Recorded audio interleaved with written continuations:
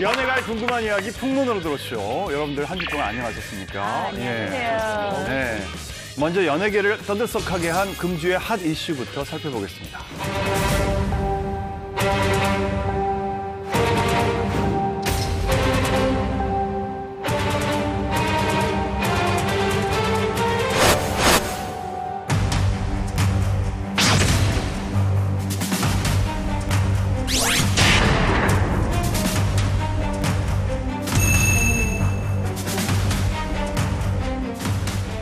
네, 지난 4월 10일이었는데요. 하정우 씨를 포함해서 연예인 8명의 휴대전화와 이 인터넷 계정을 해킹하고 유포하겠다고 협박한 일단 2명이 검거가 됐거든요. 네. 이거에 대해서 그 피해자 중에 한 명인 하정우 씨가 신경을 밝힐 겁니다. 그 내용에 따르면요, 지난해 12월 초부터 휴대전화를 해킹당해 금품 요구 및 협박을 당해왔다는 거고요. 그 과정에서요, 본인은 해킹을 당한지 처음에 아예 몰랐다가 이런 여러 가지 협박 정황이 드러나는 상황 속에서 뒤늦게 해킹 사실을 인지했다라고 난 뒤늦게 신경을 고백했습니다. 네. 일단 하정우 씨가 밝힌 내용에 따르면 이 하정우 씨의 휴대폰에 있던 사진과 문자 메시지 내역을 두고 협박을 했다고 하는데, 이 본인들이 요구하는 군품을 주지 않으면 이걸 다 공개하겠다라고 협박을 했다고 합니다.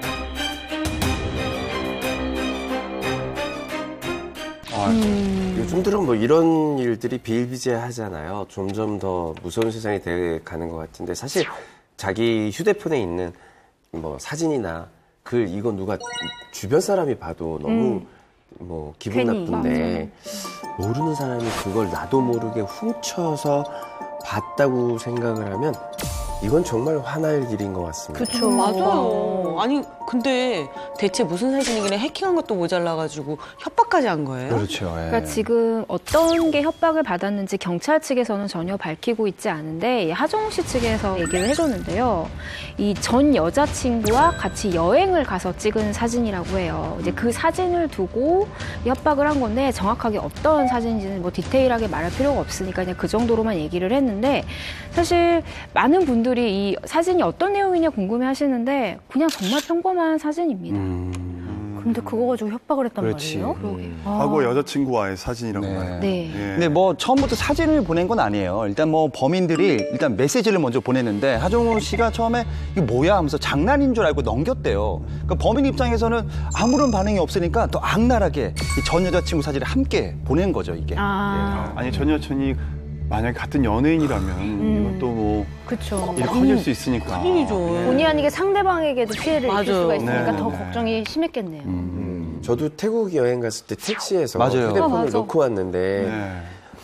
딱 잃어버리는 순간, 우와, 저 안에 있는 모든 내 개인 정보, 이게 너무너무 걱정이 되는 거예요. 분실할 때마다 걱정하는 게 그 안에 내 개인적인 뭐 맞아요. 지인들 연락처부터 같이 찍었던 사진들, 대화 뭐 내용. 문자들, 이런 것 때문에 정말 많은 스트레스를 받는 연예인들이 꽤 많이 있어요. 제가 알기로도 어떤 남자 가수였는데 휴대폰을 잃어버렸는데 그때 또 여자 연예인을 사귀고 있었던 거예요. 근데 이 여자 연예인은 남자친구가 핸드폰을 잃어버린 줄을 모르니까 계속해서 문자를 보낸 거죠.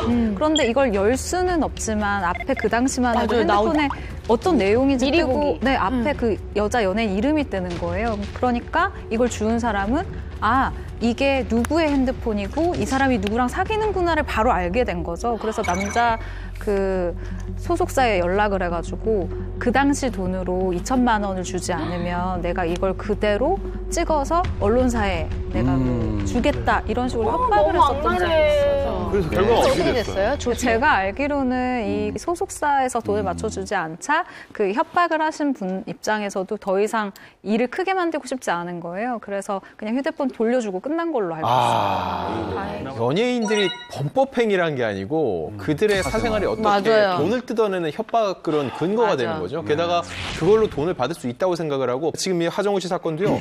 그래서 같이 찍은 전 여친이 누구야? 이쪽에 초점이 맞춰진다는 거죠.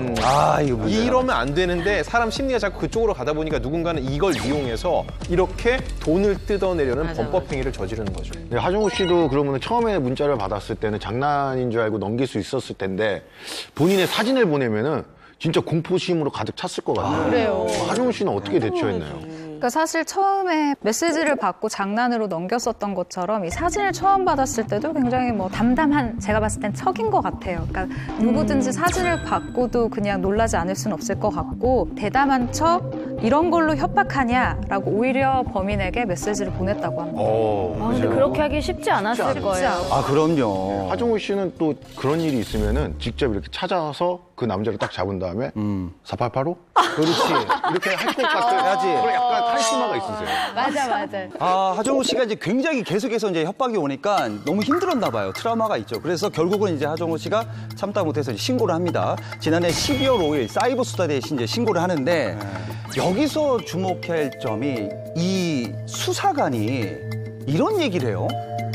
지금은 피해자로서 신고했지만 만약 휴대전화 내용을 검토했는데 정준영 사건처럼 성범죄 정황이 포착될 경우 피의자로 전환될 수 있다라는 경고를 남겼다고 합니다. 이게 무슨 말이야? 이걸 왜 이런 얘기를 했을까요? 그러니까 이제 경찰 입장에서는 그렇게 생각을 했던 거죠. 이 사람이 협박을 받았다고 지금 신고를 한 거니까 협박을 받을 만한 응당 그런 이유가 있지 않았을까? 그런 것을 전제를 하고 이런 경고를 한 것 같은데 사실 피해자 입장에서 너무 불안해서 신고를 했는데 이런 얘기를 들으면 조금 김도 빠지고 왜 내가 이런 취급을 받아야 되는지 굉장히 억울하기도 했을 것 같아요. 일단 네. 하정우 씨는 뭐 상관없다라는 식으로 이제 생각을 하면서 자료하고 제출을 했다고 해요. 일단 신고를 했어요, 일단. 근데 이제 이런 얘기를 했다고 해요. 하정우 씨가 왜 협박 피해자가 범죄자 취급을 받는지 모르겠다라면서 억울해했다고 합니다. 이게 굉장히 스트레스를 받는 이유가 뭐냐면 경찰서에 가서 저도 작년에 그 보이스피싱 맞아요, 당했잖아요. 경찰서 가서 신고를 했잖아요. 네. 제가 수사를 받는 느낌인 거예요. 맞아요. 그래서 뭘 계속 끄집어내서 정확해야 되고. 정확하게 뭘 써야 되는데 이게 보통 귀찮은 일이 아닙니다. 사실은 피곤하고. 그래서 협박은 어떻게 됐어요? 멈춰졌나요? 아닙니다. 신고하면 끝날 줄 알았는데 이 협박범의 협박은 계속 됐었다라고 합니다. 오히려 더욱더 괴롭혔다라고 이야기를 하는데요. 심지어 전화번호를 바꿨는데도 불구하고 어떻게 또 알아내서 하정우 씨한테 그 새 번호로 또 연락을 했다라고 해요. 어떻게 알아? 근데 저는 이거 너무 스트레스 받았을 것 같다라는 생각도 들거든요. 잠도 제대로 못 잤을 것 같아요. 근데 또 연락이 오니까 하정우 씨가 이렇게 대응을 합니다. 해볼 테면 해봐라. 너희에게 줄 돈이 있으면 내가 너희를 잡는 데 쓰겠다라고 이야기를 했다고 하네요. 야, 이건 멋있네. 그리고 지난해 연말 하정우 씨의 주연작이죠. 백두산 개봉을 앞둔 시점부터 이 협박의 강도가 더욱더 심해졌다고 하던데 이게 무슨 일인가요? 그 하정우 씨가 출연한 영화 백두산이 지난해 12월 19일 날 개봉을 했거든요. 이때 항상 개봉을 앞두고서는 여러 그 홍보 프로모션에 참여를 하는데 그 중에서 라이브로 진행되는 게 있었어요. 그 와중에도 그걸 보면서 또 범인이 문자를 보낸 거예요. 방송 잘 보고 있다고. 난 너의 일거수일투족을 다 체크하겠다는 거였고 영화 개봉 시기에 맞춰서 터뜨리겠다, 해킹 자료를 다 내보내겠다라고 협박을 했는데 본인 입장에는 자기 혼자 피해가 아니라 이게 그러게 되면 작품 전체가 피해를 입기 때문에 굉장히 더 압박 수위가 높다고 볼 수 있고요. 너무 화가 나니까는요. 이 홍보 프로모션 라이브 도중에 본인이 화장실 좀 잠깐 갔다 오겠다라고 해서 가라앉힌 후 이어갔다고 하는데 그때 저도 이걸 봤는데 전혀 느끼지 못했거든요. 그러니까 하정우 씨가 마인드 컨트롤을 정말 잘하면서 어찌 보면 그 상황에서도 본인이 연기를 할 수밖에 없는 그런 상황이었던 것 같아요. 좀 하정우 씨가 기자들한테 굉장히 프렌들리한 타입이세요. 친화력이 굉장히 높으신데 좀 기분이 안 좋아 보이는 거예요. 그러니까 뭐 많은 기자들이 그걸 느껴서 하정우 씨가 왜 이러지? 이렇게 생각을 했거든요. 근데 하정우 씨가 밝힌 바에 따르면 그때도 기자들이랑 인터뷰를 하고 있을 때도 이 협박범들한테 문자 메시지가 온 거예요. 그래서 그러니까 너무 화가 나고 막 부하가 치미는데 이걸 말할 수가 없어서 너무 답답했다라고 좀 억울함을 호소를 했는데 아니 이게 상황이 이래요. 영화를 개봉하잖아요. 그러면 뭐 인터뷰, 시사회 정말 바빠요. 그 와중에 저런 협박을 받았다는 건 정말 그 스케줄을 어떻게 소화했겠어요? 그러니까요. 너무 힘드셨을 것 같아요. 맞아요. 이 범인들이 정말 악랄한 게 이 협박 메시지나 문자를 무려 한 달 동안 했다고 합니다. 아, 피말려. 진짜 피 말리는 거죠.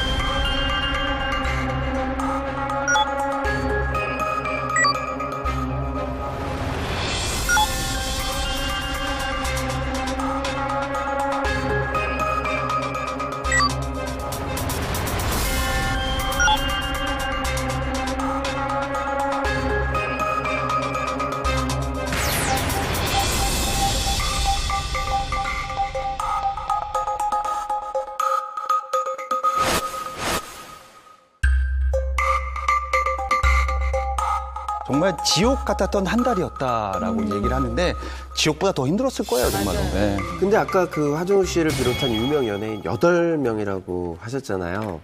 피해를 또 본 다른 연예인들 어떻게 된 건가요? 네, 일단 경찰 조사에 따르면 하정우 씨 외에 다른 연예인 7명이 있을 거 아니에요. 근데 7명 같은 경우도 하정우 씨와 똑같은 방법으로 휴대전화를 해킹해서 금품 요구와 협박을 했다라고 합니다. 그중 5명은 일단 이 협박범이 금품을 달라고 하니까 그 요구에 응해서 돈을 준 것으로 나타나 있는데 이 범인이 5명의 연예인에게 받은 금액이 무려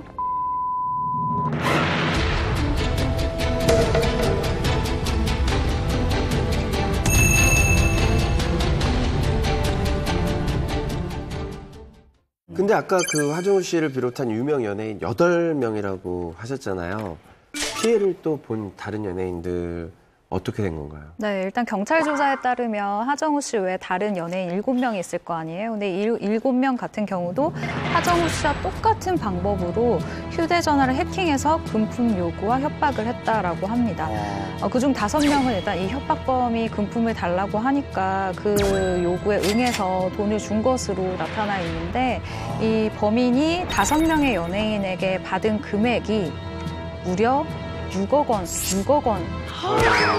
야, 진짜 5명한테서 6억 원을 네, 엄청난 돈이에요. 그러니까 8명 중에서 5명이 돈을 건넸는데 6억 네. 원이라는 얘기예요.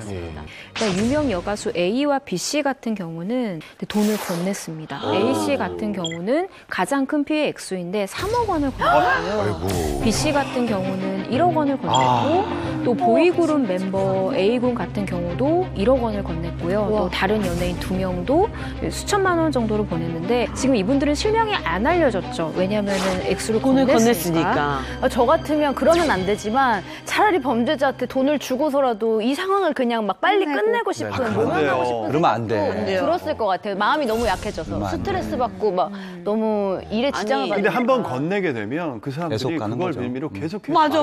네. 세 번째, 세 번째. 끝난다는 게 아니죠. 이게 2번, 3번째 그럼 왔을 때 그때 신고하면 되지 않냐라고 하는데 또 결국은 연예인이기 때문에 어쩔 수 없는 게 사람들이 여기서 어떻게 생각을 하냐. 처음에는 왜 줬을까? 뭔가 나오면 맞아, 안 되는 맞아. 게 있으니까 주지 않았을까라고 해서 그게 역으로 또 그 사람을 공격하는 맞아. 수단이 돼버리거든요. 그럼 처음엔 그래서- 왜 줬냐. 그렇죠. 처음에 아예 응하지 않는 게 가장 현명한 대처이긴 그렇죠. 하죠. 네. 실제로 이 범인과 협박을 받은 이 피해자가 대화를 나눈 것을 본 사람이 있어요. 그래서 제가 그분한테 이야기를 들어서 아니 도대체 돈을 왜 주는 거냐. 이거 응하면 맞아. 안 된다라고 얘기를 했더니 일단 첫 번째로는 심리적 압박감이 너무 심하고 두 번째로는 해킹이라는 단어 그리고 협박을 받았다 이런 것에 연예인의 이름이 올라가는 것 자체가 이미지 나는 훼손이. 네, 맞아. 너무 이게 아, 스트레스다. 일단 이게 구설수에 오르는 것 자체가 싫잖아요. 그 두 가지가 싫고 세 번째로 이야기한 게 범인이 자기가 되게 정의로운 척을 한대요. 그러니까 이미 해킹을 해놨으면서 나는 돈을 받으면 여기서 깨끗하게 끝날 거다. 이런 2차, 식으로 3차까지 요구하지 않는다. 우리는 더 이상 끝이다. 우리는 받으면 끝납니다. 그렇게 이야기를 한대요. 무슨 그러니까 회사인가 봐. 네, 그러니까 그 이야기를 딱 보고 그래 그냥 한번 믿어보자 이런 마음으로 그냥 돈을 그러니까 건네게 된다고 이 하더라고요. 범인이 근데 이 기가 막히게 범인이 깨끗한 거래를 네. 하겠다. 뒤끝 그러니까 없다. 더 이상 약간 요즘 괴롭히지 말로 않겠다. 쿨거래라고 하죠. 그게 무슨 풀거래예요. 근데 이게 기회비용을 생각을 안 할 수가 없거든요. 사실 이걸 그냥 돈을 주는 것보다 오히려 그 이후에 더 큰 어떤 그렇죠. 피해를 받을 수도 있다는 두려움 때문에 어떻게 아니, 근데 보면 어떻게 머리로는 이러면 안 되는 걸 알지만 그냥 그러니까 빨리 범죄자들이 줘버리자. 그걸 정확히 알고 있는 거예요. 그러니까 똑똑한 협박을 했다는 건데 세상에 협박에서 무슨 똑똑한 협박이 어디 있고 맞아요. 깨끗한 돈 거래가 어디 있습니까? 그럼요. 이 협박에서 이건 남죄죠. 이 들었던 네. 사례 중에 저는 제일 사실 조금 마음이 좀 쓰였던 것이 범죄자 쪽에서 이 연예인의 이름값을 보고 현금 이 정도는 있지 않겠어? 뭐 부동산 이 정도는 있지 않겠어?라고 생각해서 너무 센 금액을 부른 거예요. 근데 피해자 쪽에서는 진짜 주고 싶어도 내가 이걸 무마 시켜주고 싶어도 없어요. 당장 현금을 예를 들어서 뭐 10억을 만들어 오라고 하는데 만들 수가 없는 연예인이었던 거예요. 그래서 그거보다 좀 낮춰달라라고 해서 낮춰줬는데 이쪽 그 범죄자 쪽에서는 아니 돈 있는데 왜 이거밖에 안 주려고 해? 라고 오히려 약이 오르고 피해자는 피해자 나름대로 진짜로 돈이 없는데 어떻게 줘? 이런 상황이 되는 경우도 있어요. 사실 이번 사건이 처음 알려진 건 주진모 씨잖아요. 네. 주진모 씨가 이 상황을 먼저 공개하면서 알려졌는데 주진모 씨 같은 경우는 진짜 피해가 컸습니다. 주민등록증, 여권 이렇게 개인적인 정보들이 전부 다 만천하에 공개가 됐고요. 이 자료들을 또 이제 범인들이 주진모 씨에게 측근들에게 보내겠다고 계속 협박을 한 건데 이 시기적으로 봤을 때는 주진모 씨가 조금 더 먼저 받은 것 같긴 하지만 결국은 동시다발적으로 이루어졌던 것 같아요. 네. 그러니까 주진모 씨가 이제 계속 협박을 받는데도 군품 요구에 응하지 않자 이 범인들이 정말로 파렴치한 짓을 합니다. 주진모 씨 아내에게 이메일로 협박까지 합니다. 이건 너무 진짜. 그러면 그 가족이 얼마나 또 진짜 살얼음판을 걷는 기분이 그럼요. 불안했을까요? 아내를 건드려요. 근데 지난 1월에 논란이 됐던 그 주진모 씨 메시지 내용을 가지고 그 협박을 했던 거죠?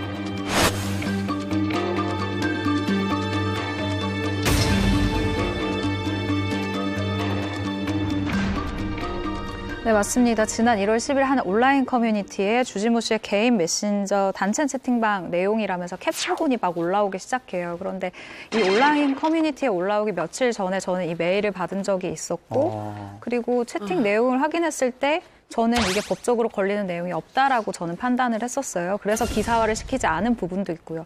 굉장히 많은 대화 내용이 있고 골프 내용도 굉장히 많았음에도 불구하고 굉장히 자극적인 것처럼 보일 수 있는 혹은 오해의 소지가 있는 내용만 착착 골라서 올렸더라고요. 그리고 이 진위가 가려지지 않은 상태에서 유명 연예인들의 이름과 함께 여성들의 사진까지 같이 올라오게 돼서 더욱더 논란이 되기도 했습니다.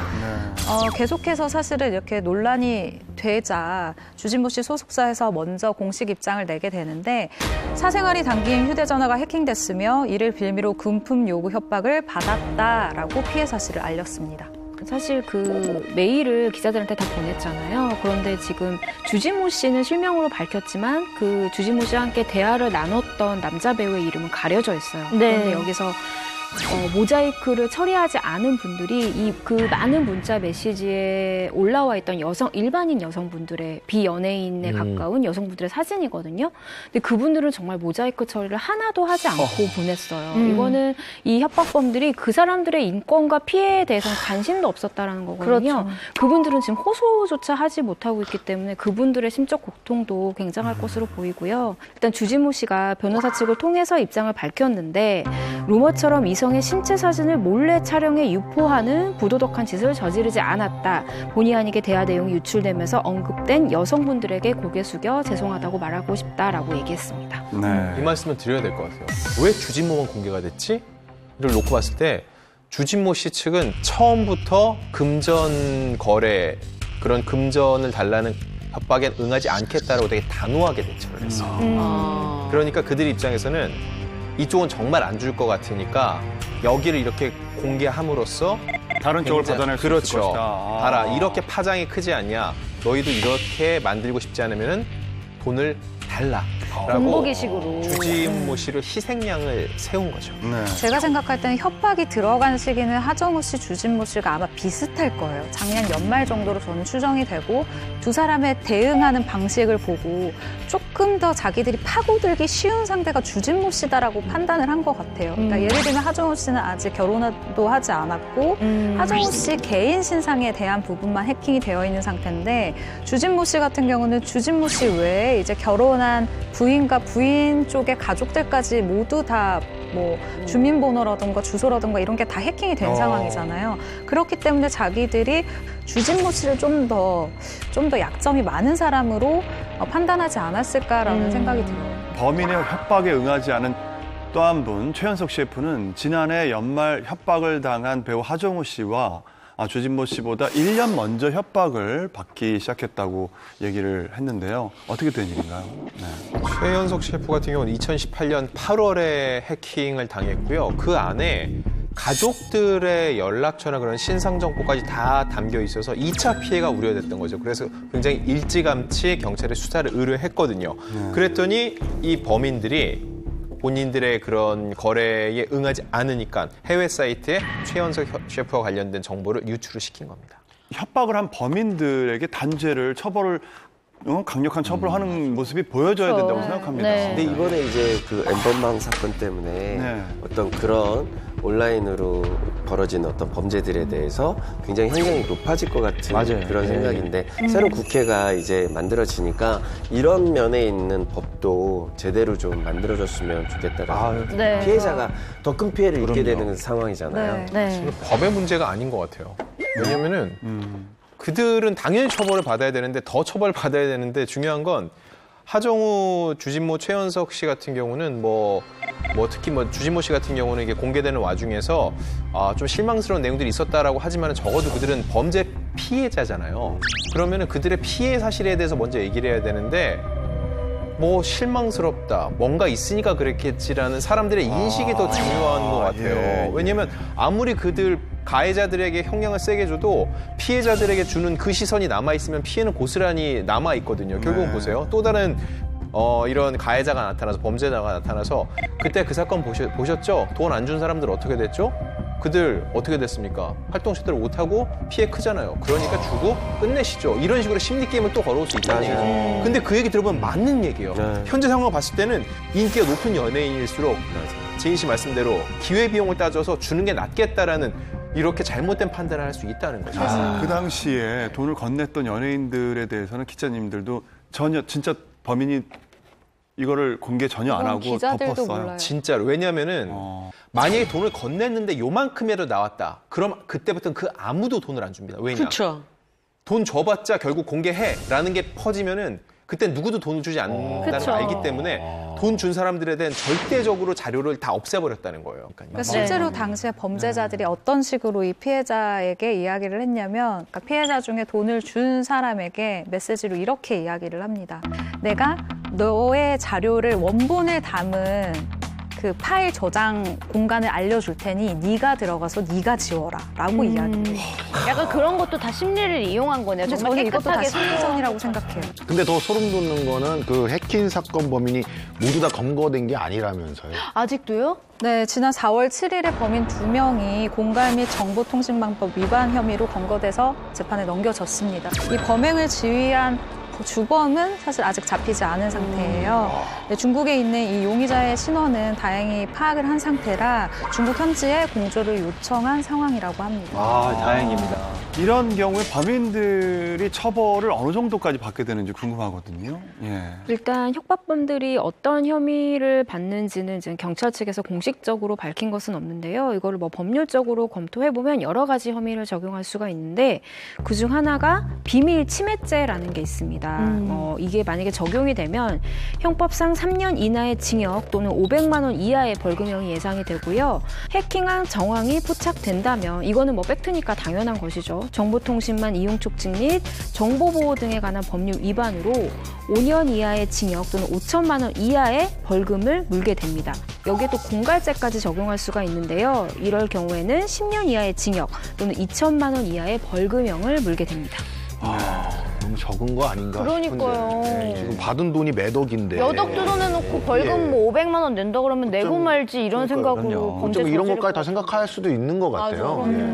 뭐 연예인들만의 얘기는 아닌 것 같아요. 네. 사실 누구라도 내 휴대전화를 해킹해가지고 사적인 메시지와 사진을 보고 또 그걸 가지고 협박을 한다면 이게 어떻겠어요. 예. 누구라도 피해자가 될 수 있으니까요. 그렇습니다. 다들 네. 조심하고 경각심을 우리 가지고. 국민에게 피해가 오는 이런 불편함, 불쾌함 이런 것들을 가벼이 여기지 말고 모쪼록 더 큰 피해가 없도록 조속하고 명백한 수사와 확실한 처벌이 이루어지길 바랍니다.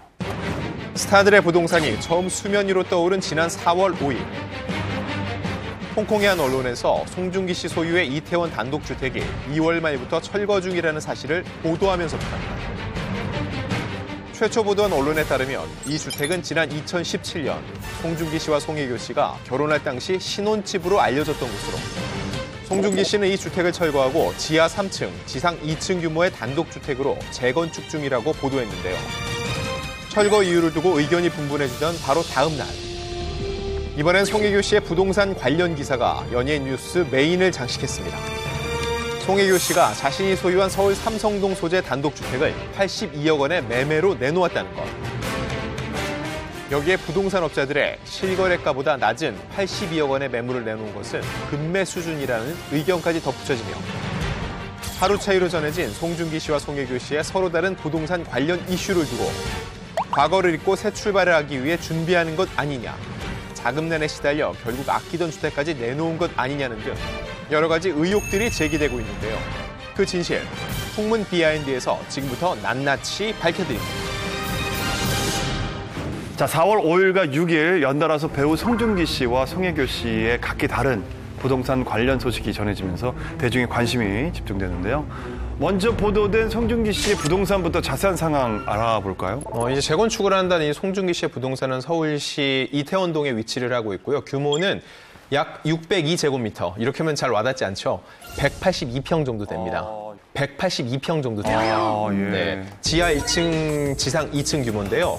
원래 2016년 11월에 송중기 씨가 한 재미교포로부터 100억 원 정도를 주고 매입한 것으로 알려졌는데 당시 송중기 씨가 드라마 태양의 후예로 워낙 큰 인기를 얻고 대박을 터뜨리면서 사랑을 받을 때라 그의 일거수일투족이 다 스포트라이트가 집중이 됐던 거죠. 네. 이 송중기 씨 주택이 이 지대가 굉장히 높아요. 그래서 서울 시내가 쫙 보입니다. 굉장히 좋은 위치에 있어요. 그리고 사생활도 잘 보호가 되고 중요한 거는 여기에 정말 많은 재벌분들, 유명인들이 살고 있습니다. 실제로 그 주변에 회장님들이 많이 살아서 회장촌이다라는 얘기도 있어요. 네. 가장 이제 대표적인 예가 이제 S그룹 이건희 회장이 이 근처에 살고 유명인은 이제 유아인 씨가 있고 또 박명수 씨도 이 동네에 거주하는 걸로 알려져 있습니다. 네, 근데 저는 당시 그 주택의 뭐 매매 가격이나 뭐 규모보다 더 화제를 모았던 게 이 송중기 씨의 매매 목적이라고 해야 할까요? 그런 부분들이 많이 더 집중을 받았던 것 같은데 그때 때마침 송혜교 씨와의 열애설이 한창이었을 때라 혹시 신혼집 목적으로 구매한 것이 아니냐 이런 추측이 많았거든요.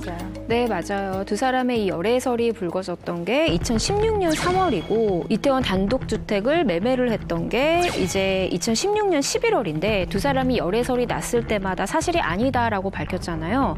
근데 송중기 씨가 이 주택을 구입을 하면서 결혼설이 이제 제기가 됐었었는데 그때도 결혼이 아니다라고 얘기를 했었는데 사실 두 사람은 이혼한 부부잖아요. 그런데 뒤늦게 이렇게 두 사람의 단독주택이 화제가 되는 이유는 이 중화권 쪽에서 먼저 보도가 되면서 여러 집들이 언급이 되기 때문인데 결론부터 일단 말씀을 드리면 이태원은 두 사람의 신혼집이 아니고요. 두 사람도 한 번도 이태원이 이 두 사람의 집이 신혼집이다라고 얘기한 적이 없습니다. 아니 그런데도 계속 왜 신혼집으로 보도되는 이유는 뭔가요? 실제로 주택 구매 후 1년 후에 이제 2017년 10월에 결혼했잖아요. 그 집에서 신접 살림을 차린 게 아닌가요? 자, 정확하게 오늘 진짜 정확하게 말씀을 드릴게요. 네. 일단 기자들이 잘못했네가 답이에요. 2017년 5월 17일 최초 보도가 나오는데 그 보도의 제목은 이겁니다. 단독 송중기 이태원의 100억 원 주택 매입. 그냥 집을 샀다예요. 그리고 나서 그 해에 두 사람이 결혼을 발표를 합니다. 그 다음에 기사가 어떻게 나오나? 그러면은 그때 샀던 집이 혹시 신혼집? 물음표. 신혼집으로 쓰일 수도 있겠다라는 추측성 기사가 나와요. 며칠 후에 이런 기사가 나옵니다. 그 집이 신혼집, 단정. 그 다음부터 사람들 뇌리 속에 그리고 많은 기사들이 그냥 그 집이 신혼집이다라고 얘기가 나왔어요. 생각해보니까 두 사람은요. 그 두 사람이 결혼을 발표하고 이러기 전까지 한 번도 이런 외부 취재에 대해서 자기들이 하나하나 설명을 하거나 친절하게 얘기한 적이 없어요. 철저히 사생활로 붙여졌기 때문에 그들 역시 두 사람이 사생활로서 굳이 얘기하지 않는 걸 회사가 나서서 정리할 필요는 없다라고 했고 그리고 물어오는 쪽에는 얘기를 해줬다는 거예요. 신혼집이 아닙니다라고 했는데 신혼집이 아닙니다라고 들은 매체들은 굳이 신혼집이라고 쓰지 않았는데 각 소속사에 전화를 안 한 매체들은 앞선 기사를 갖다가 신혼집이다라고 계속 기사를 확대 재생산했던 겁니다. 복붙한 거군요. 엄밀히 말해서 두 사람은 이 집에 한 번도 산 적이 없습니다. 그래서 당시 두 사람이 헤어졌다, 갈라서기로 했다 했을 때 계량기가 돌지 않는다 해서 그러면은 이 집은 처음부터 두 사람이 신혼집을 쓴 적이 없기 때문에 안 돈 건데 이혼을 결심하고 나갔기 때문에 돌지 않는 것이다. 이런 기사가 또 나오는 거예요. 상황을 보고 상황에 팩트인 것처럼 본인들의 생각을 자꾸 주입을 시켜서 기사를 내다 보니까 사람들이 기자들의 보도 행태를 욕을 하면서도 그래도 기사니까 믿고 보는 경향이 생기거든요. 그 와중에 신혼집으로 둔갑이 됐던 거죠. 엄밀히 말해서 두 사람은요. 한남동 소재 그 송혜교 씨의 집에서 신혼생활을 했고 이 집엔 들어가 산 적이 없습니다. 근데 이 기사가 사실 진짜 잔인한 기사인 게 이 스타들의 부동산과 관련된 기사처럼 보이지만 사실 두 사람 다 이혼한 부부잖아요. 근데 양측 소속사에 전화를 했을 때 특징이 어떤 게 느껴졌냐면 정말 얘기하고 싶어 하지 않아요. 그러니까 상대와 엮이고 싶지가 않은 거죠. 헤어진 부부니까. 근데 팩트를 확인할 수밖에 없으니까 쓰는데 그들 또 얘기를 정확하게 하기 싫어하니까 이게 자꾸 확실한 입장에 나가질 않으니까 초반에 오보가 계속 재생산이 된 게 아닌가 싶습니다. 네.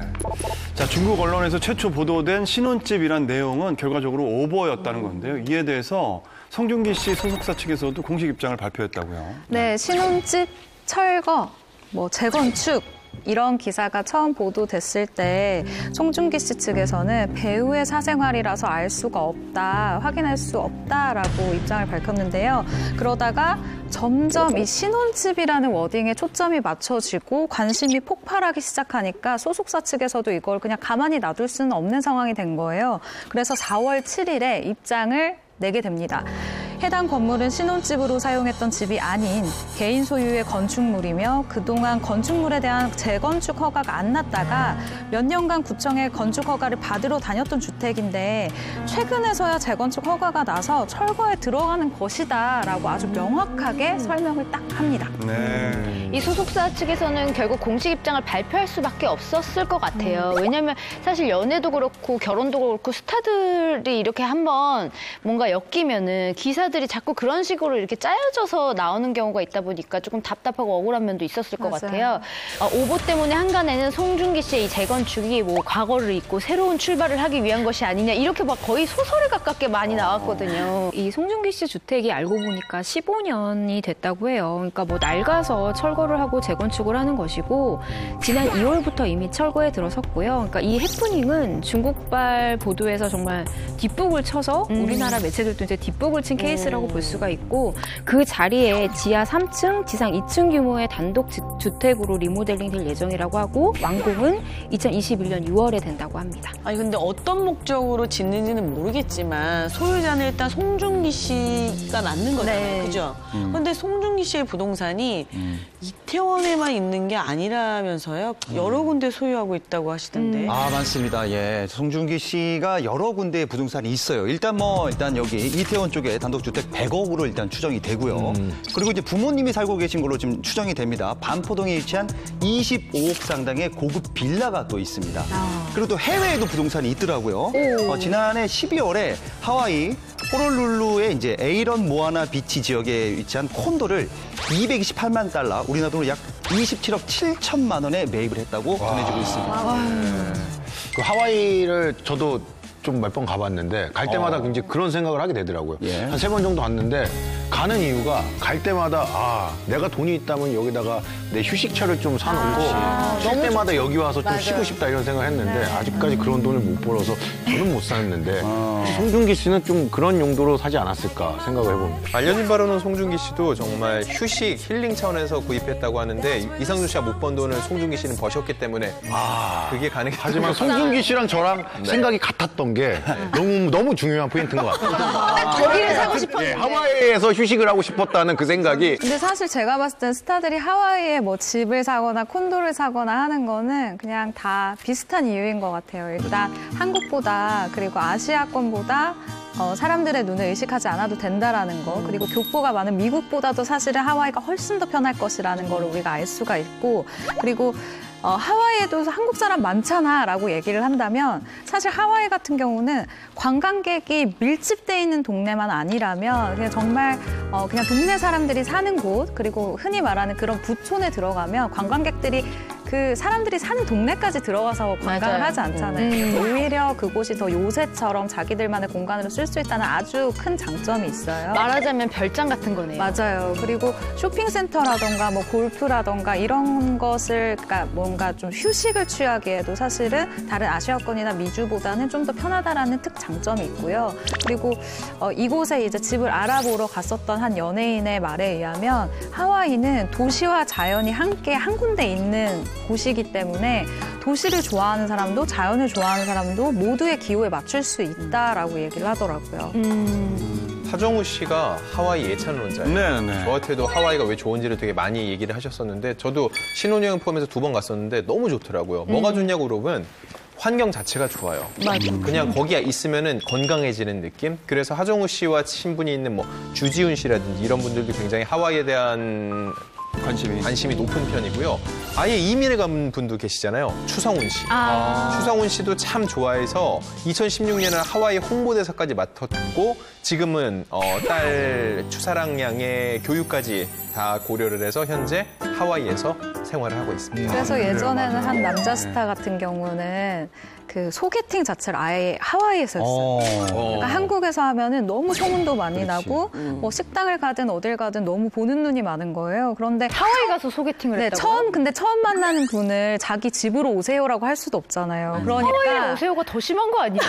그러니까 어떻게 했었냐면 이분 같은 경우는 하와이에 애초에 그냥 자기 공간을 이제 마련을 해놓고 이 여성분들한테 티켓을 끊어줬어요. 그렇게 해서 여기 놀러 와서 와라. 네, 그냥 연차 쓰고 한 뭐 3박 5일 뭐 아니면은 뭐 일주일 정도 그냥 쉬다 가셔라. 저는 뭐 기거하는 곳이 따로 있다라고 하면서 이제 숙소를 마련해주고 거기서 데이트를 오히려 하더라고요. 소개팅을요. 해외를 돌아다녀 보면 우리나라만큼 이렇게 그러니까 스타들한테 관심이 많고 또 이렇게 열심히 일하는 나라가 없어요. 그러니까 우리나라에 있으면 내가 뭔가를 안 하면 내가 좀 뒤처지는 것 같고, 예. 근데 해외에 나가 있잖아요. 그러면 이렇게 열심히 일하지 않아요, 사실.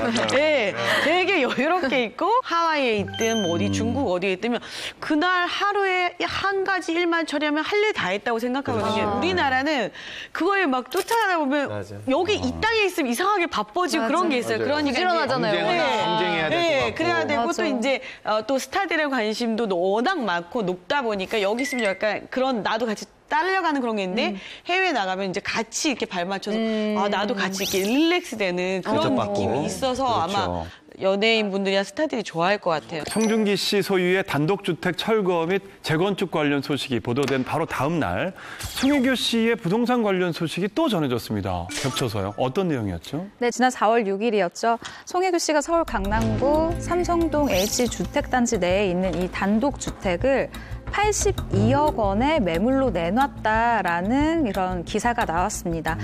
그러면서 부동산 관계자의 말을 인용했는데요.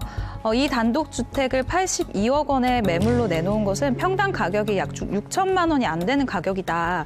최고 입지 조건임을 따져보면 실거래보다 낮은 가격으로 나온 것으로 금매나 다름없다. 이 금매라는 단어가 사람들의 눈을 사로잡았습니다. 아니 근데 어떤 주택이길래 82억 원이 실거래보다 낮은 가격이라는 거죠? 그러게요. 근데 제가 알기로는 송혜교 씨도 부동산을 뭐 여러 채 소유하고 있을 것으로 생각이 되는데 이번에 내놓았다는 그 부동산 구체적으로 어떤 주택인가요?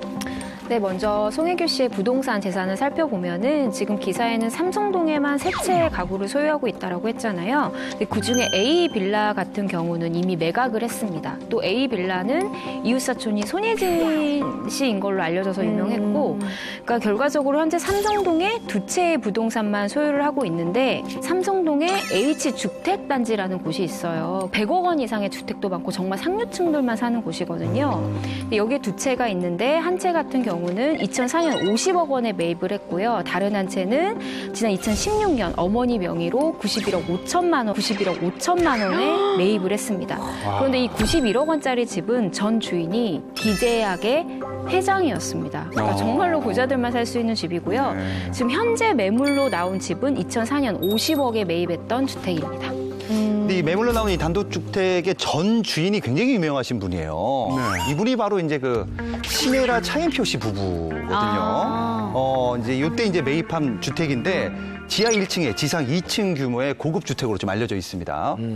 그 동네는 유명인들만 사는 집단촌 같은 곳인가요? 아니면 송혜교 씨가 일부러 유명인 분들이 살았던 곳만 매입하는 건가요? 그러니까 H주택단지가 이제 정재계뿐만 아니라 유명인들 굉장히 많이 살아요. 여기가 이제 사람들이 없어요. 잘 걸어다니지 않아.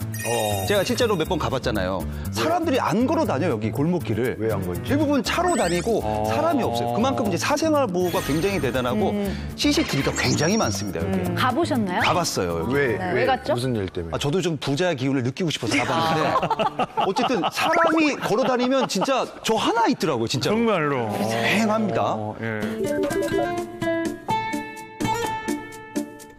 사실 그 부동산을 매각하는 건 특별한 일은 아니지 않습니까? 근데 저는 2004년에 매입한 주택이라는 사실에 마음이 조금 쓰입니다. 2004년이면 송혜교 씨가요, 올인, 힐하우스 이 드라마로 정말 한참 인기 절정일 때인데 그때 사서 16년 동안 가지고 있는 부동산이잖아요. 이걸 내놓은 게 확실합니까? 네, 말씀드렸듯이 그 곳을 그 한 채만 내놓은 게 맞고요. 근데 소속사의 입장에 따르면 금매는 아니라고 했습니다. 왜냐하면 1년 전에 이미 내놓은 집이고 가격도 시세에 맞춰서 내놓은 게 맞다고 하고요. 사실 송혜교 씨가 이 집을 2년 전에도 내놓은 적이 있어요. 2년 전에는 이제 60억 원대에 내놓았는데 잠시 공실로 놔뒀다가 지금 80억 원대에 내놓은 것이죠. 공실로 뒀어요? 공실로 뒀다니까요. 근데 너무 잘한 게 네. 그 2년 전에는 한 60억대였는데 지금 다시 내놨을 때는 80억대잖아요. 그렇죠. 그 2년 사이에 20억이 더 뛴 거예요. 그러면 이건 투자를 굉장히 잘한 거예요. 그렇죠. 여기서 홍석천 씨는 건물주인 씨니까 정확히 물어볼게요. 80억대는 이 부동산을 2년 동안 공실로 뒀다는 게 상식적으로 이해가 되십니까? 이해가 안 되죠. 이해가 안 돼. 무조건 돈이 여유가 없으면 절대 할 수 그렇죠. 돈이 아쉽지 않은 사람들만이 할 수 있는 행동이라는 겁니다. 전세라도 돌리지. 2년 동안. 자, 소속사 측에서 얘기한 내용을 살펴보면 시세도 이게 낮춰서 내놓은 것이 이게 사실 무근이다라고 한 건데요. 이게 어떤 내용인가요? 그러니까 일단 현재 송혜교 씨가 집을 내놓은 가격이 82억 원이잖아요. 그런데 이 또 동네를 잘 아는 부동산 관계자 말에 따르면 일단 기본적으로 이 H주택단지 내 집이 지금은 대충 몇 억입니다라고 말하는 게 좀 어려울 정도로 집마다 평수도 다르고 구조도 다르고 뭐 가격 자체가 굉장히 좀 많이 다르다라고 해요. 그래서 누군가에겐 82억이라는 그 금액이 금매로 보일 수는 있지만 사실은 그렇지 않다라는 거죠. 그리고 송혜교 씨가 내놓은 이 집이 단지 내에서는 사실 좀 저렴한 편이다라고 이야기를 하지만 그렇다고 해서 이 82억이 금매라고 불릴 정도로 그렇게 싸게 내놓은 집도 아니다라고 이야기를 했습니다. 금매는 아니라는 거. 네. 몇 년 안에 뭐 부동산 사고 파는 것도 아니고 16년 전에 샀던 것을 내놓은 건데 다만 이 부동산 금매라는 단어 때문에 이 모든 오해가 시작이 된 것 같아요. 그래서 일부 누리꾼들은 혹시 이혼 후에 송혜교 씨가 자금난에 시달리는 거 아니냐. 그래서 금매를 내놓은 게 아니냐. 이런 엉뚱한 또 얘기를 하더라고요. 송혜교 씨가 아무렴 자금난에 송혜교가 시달릴 자금난? 일이 있을까요? 제가 이것도 내가 확인을 해봤는데요. 첫 번째 단독 기사는요. 송혜교 삼성동 소유 단독 주택 매물로 82억에 나와 하고서는 이걸 쓴 기자가 되게 친분 있는 분인데 단독 기사 쓴 분이 이분이 정확히 취재를 하고 거기다가 첫 보도 이렇게 썼습니다. 시세에 해당된다. 시세에 적합한 가격이라고 썼는데 후속 보도에서 갑자기 금매라는 제목을 붙이면서 자꾸 호도를 하는 건데 사람들이 그런 거죠. 선행보단 폭행이라는 거에 눈이 가는 것처럼 자극적인 단어가 나오면은 금매? 매물? 왜일까? 돈 필요한 거 아니야? 네, 돈 떨어졌나? 이혼하면서 자꾸 이상한 쪽으로 몰아가기 위한 분위기를 조성하는데 절대 그렇지 않다는 겁니다. 네. 자금난은커녕 오히려 그 스타 부동산 부자들 중에서 탑10 안에 들지 않을까 싶고 이게 참 돈이 없는 사람들의 관점에서 본다라는 생각이 드는 게 파니까 돈이 없으니까 파나 보다라고 생각을 하지만 투자자의 관점에서 보면은 그 집을 팔아서 그 돈으로 다른 투자를 하려고 하는 게 아닐까 싶습니다. 왜 저희 뼈 때리세요? 가만히 있었는데. 송중기 씨와 송혜교 씨의 부동산을 둘러싼 풍문 비하인드 함께하고 있는데요. 송중기 씨 부동산 철거 기사에 언급된 이 신혼집 오버건을 비롯해서 그에 앞서 사실 무근인 재결합설이 보도된 것도요. 모두 중국 매체를 통해서였는데요. 중국에서 계속 두 사람과 관련된 보도를 하는 이유가 뭔가요? 이게 너무 막 쓰는 거 아닙니까 중국 분들? 너무너무 네? 간단합니다. 너무너무 간단해요. 너무너무 유명하니까요. 두 사람이. 송중기 씨는 태양의 후예 드라마 이후에 이제 스타덤에 오른 건데 송혜교 씨는 과거 비와 함께 출연했던 풀하우스를 비롯해서 정말 오랫동안 맞아요. 중국에서 너무너무 인기 있는 그런 여배우인데 예를 하나 드릴게요. 중국에서 자존심이라고 할 수 있는 우리나라의 봉준호 같은 감독이 왕가희 감독입니다. 네. 왕가희 감독 일대종사라는 영화가 있는데 여기에 송혜교 씨가 출연을 했거든요. 이 영화에서 또 어떤 역할이냐면 주인공은 연문이에요. 연문. 네. 연문의 아내 역할을 한국인인 송혜교 씨를 쓸 정도로 왕가희 감독도 그렇고 중국 인민들도 그만큼 좋아해요. 송혜교 씨를요. 송혜교 씨는 근데 이 안에서 심지어 중국어를 못하니까 어떻게 하냐면은 중국 배우가 더빙을 합니다. 그러면서까지 왕가희 감독이 송혜교 씨를 출연시킬 정도예요. 그 어느 정도 중국에서 송혜교를 좋아하고 그의 인지도 이상을 알 수 있는 대목인데 네. 그렇기 때문에 그의 일거수일투족을 보도가 되면 나중에 뒤집힐지언정 나오는 순간 어마어마한 관심을 모으고 화제가 된다는 거예요. 이런 것 때문에 그들의 얘기를 자꾸 확인되지 않은 얘기를 기사를 쓰는 겁니다. 오버라도. 그렇죠. 이야기만 들어도 이제 송혜교 씨의 인기가 어느 정도인지 실감이 되는데 그럼 송중기 씨는 어떤가요? 그 두 분이 나오신 태양의 후예 있잖아요. 아마 안 본 분이 그냥 신생아 이런 분 빼놓고 신생아 빼고는 다 봤어. 신생아 인구 중에 신생아 빼놓고는 다 보지 않았을까 정말. 다 맞아요, 다 봤어요. 그때 우리나라에서도 인기 많아서 많은 분들이 뭐 만나면 얘기하고 이랬었는데 그 정도였나요? 그 정도였어요. 그냥 대단했어요. 계속 물어보고 그리고 또 이제 워낙 또 중국이라는 나라가 이제 군인이나 이런 거 되게 좋아하는 나라인데 그 중에서 또 송중 씨가 너무 멋있는 군인 역할을 해내니까 더 막 너무 부각이 되는 거예요. 예. 얼마나 인기 많았냐면 공항에서 이제 송중기 상사병에 걸렸다. 조심해라. 이 정도예요. 네? 진짜로. 예. 공항에서 뭐가요? 송중기 상사병에 걸리지 마라. 상사병이야. 상사병에 걸려서 예. 죽었다는 사람이 나왔어요, 중국에서. 실제로 이제 그 태양의 후예 때문에 중국 부부가 이혼을 합니다. 실제로 그것 때문에. 그리고 이제 아내가 너무 송중기를 좋아하니까 남편이 송중기처럼 성형 수술을 해요. 아, 맞아. 그랬다. 이 정도였어요. 그 정도예요? 예. 일단은 중국에 그 한류 스타 톱3가 있습니다. 이민호, 그리고 김수현, 그리고 송중기 씨인데 송중기 씨 같은 경우는 아까 함선 씨가 말씀하신 것처럼 2016년에 이 태양의 후예 방영된 이후에 정말 모든 한국 배우분들을 다 제끼고 넘버원이 됐거든요. 몸값으로나 맞아요. 인기로나 그런데 송혜교 씨 같은 경우는 아까 저희가 얘기했지만 그 중국 에이전시 측에서 직접 들었던 얘기인데 송혜교 씨가 현지에 가면은 모든 분들이 막 호감 어린 눈빛으로 본대요. 그러니까 저희가 탕웨이나 장치를 좀 신비롭게 보잖아요. 그런 시선으로 한국 여배우들을 본다고 하더라고요. 특히 송혜교 씨를 그렇게 보는데 그런 송혜교 씨의 인기에 그 송중기라는 핫한 스타가 그 드라마 때문에 인기가 생겼는데 둘이 결혼까지 해버리니까 이 관심이 어마무시했던 거예요. 그 중화권 같은 경우는 사생활 보도를 좀 여과 없이 하는 편이기 때문에 네. 두 사람이 헤어지고 난 후에도 두 사람이 여전히 인기가 많은 배우이기 때문에 계속 사생활과 관련된 보도를 하는 게 아닐까 싶어요. 그래요.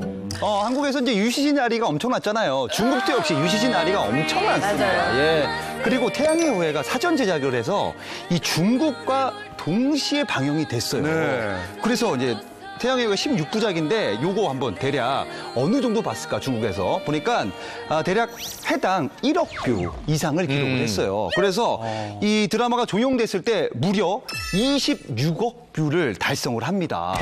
그리고 제가 한번 요거 어느 정도인지 한번 지난해까지 계산해 보니까 45억 뷰를 지금까지 45 봤더라고요. 중국에서. 예. 전 세계 인구가 77억으로 알고 있는데 45억 뷰면은 전 세계 절반 이상의 인구가 본 거잖아요. 그렇죠.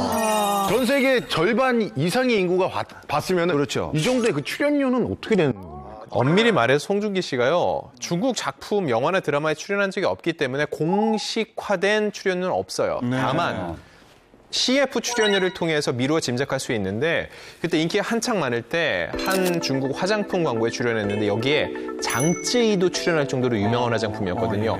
이때 2년 기준으로 35억에서 40억 정도를 받은 걸로 알고 있어요. 40억이면 1년 기준으로 따지면 한 17억에서 18억 정도였던 것 같은데 역대 이게 최고 수준이래요. 역대 최고 수준. 그 당시 태양의 후예가 너무 인기가 많아서 남성으로 이때 송중기, 여성은 전지현 씨가 중국 CF로 가장 많이 값을 받는데 2년 기준으로 40억을 넘는 경우는 거의 없었다고 하고요.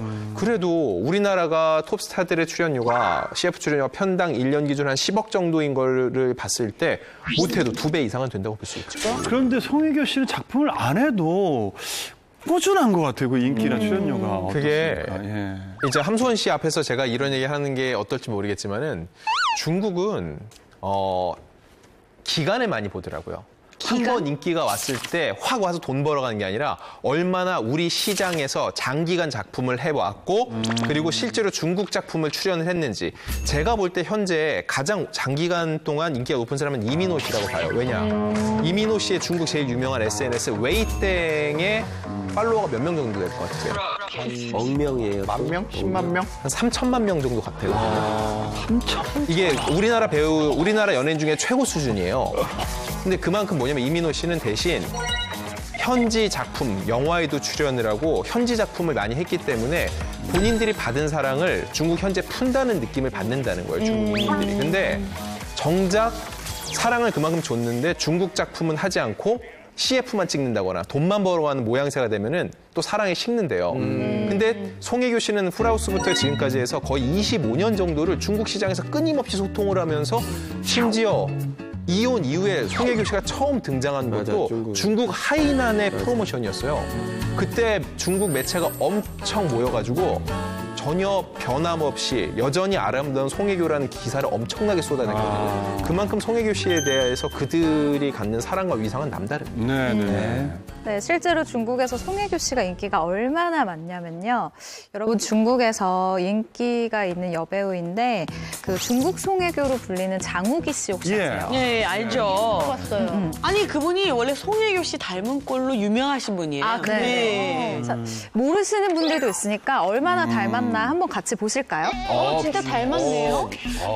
느낌이 사진은 근데 송혜교 씨보다 김소연 씨 닮았어요. 맞아요. 김소연 씨 느낌이 나네.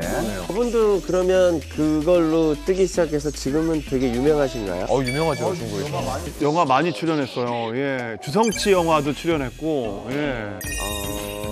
강우기 씨 같은 경우는 말씀해 주신 것처럼 중국에서 중국 송혜교로 굉장히 유명한데 신인 시절에 한국 성형외과를 찾아옵니다. 그래서 송혜교처럼 수술을 해달라라고 이야기를 하면서 쌍꺼풀 수술도 하고 안면 윤곽술을 해요. 그러니까 저 약간 특유의 그 송혜교 씨의 그 동글하면서도 약간 광대가 있는 그 얼굴들이 있잖아요. 그 얼굴형도 사실은 송혜교 씨를 약간 따라한 거고 그리고 처음엔 사실 제2의 송혜교로 활동을 시작해서 굉장히 많은 스포트라이트를 받았는데 지금은 본인의 연기력 그리고 뭐 본인의 인기를 통해서 톱스타 반열에 올랐다고 합니다. 송혜교 씨 같은 경우는 중국 영화에 출연할 때 10억 원 이상의 개런티를 받는 걸로 알려져 있고요. 중국 광고 같은 경우는 1년 기준에서 20억 원 이상을 받는데 저희가 지금 아주 중요한 얘기를 뺐어요. 네? 행사 얘기 뺐잖아요. 아, 그렇죠. 사실 진짜로 벌어들이는 돈은 이 출연료가 아니라 행사 맞아. 비용이라고 볼 수가 있는데 송중기 씨, 송혜교 씨 정말 행사가 많아요. 특히 송혜교 씨는 정말 행사가 많은 편인데 갈 때마다 무조건 억대 이상을 받습니다. 대단합니다. 대단해요. 그런 프로모션이 정말 많았기 때문에 추측해 볼 수가 있겠죠. 함소원 씨도 CF를 중국에서 찍어보셨잖아요. 네. 네. 어떻습니까, 이분들하고? 진짜로 그렇게 센가요? 그러니까 한국에서 열심히 일을 했었어요. 근데 이제 중국 가서는 솔직하게 얘기해서 그냥 한 작품하고 그냥 1년 쉬었었거든요. 네. 그래도 그래서 생활이 제가 아쉬울 게 없을 그렇게 정도로. 있고 나머지 시간은 좀 편안하게 놀았어요. 그러니까 출연료나 이런 뭐 CF료나 이렇게 네. 확실히 한국보다는 네, 그렇죠. 더 많이 네, 더 낫죠. 수입이. 대륙의 힘입니다, 정말. 와. 자, 스타일 부동산을 둘러싼 풍문 비하인드 알아보고 있는데요.